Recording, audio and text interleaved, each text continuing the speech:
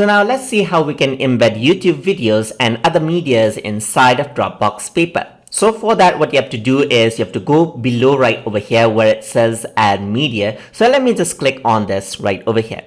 And here you can see that it says you can search for images that are free to use. So let's say, for example, if I were to type in computer right over here, then it'll bring up images that you can use. So let's say, for example, I'm going to bring in this image right over here. So you can use free images right over there, which you can use just like this. So you can go over here and format it out as usual pictures, just like that. Another thing is you can go over here and set images from Jiffy or Unsplash and anything else. You can also bring in YouTube videos right from over here.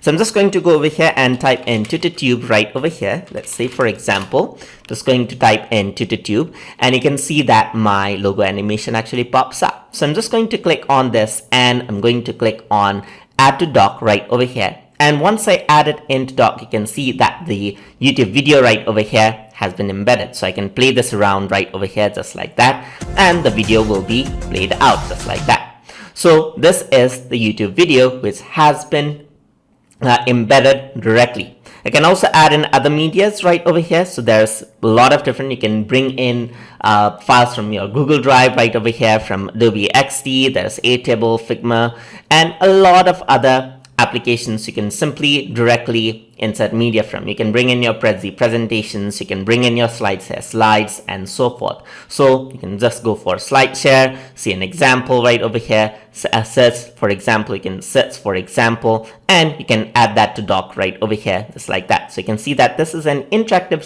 slide right over here. So you can just add that to dock, and you can see that it is very, very interactive right over there.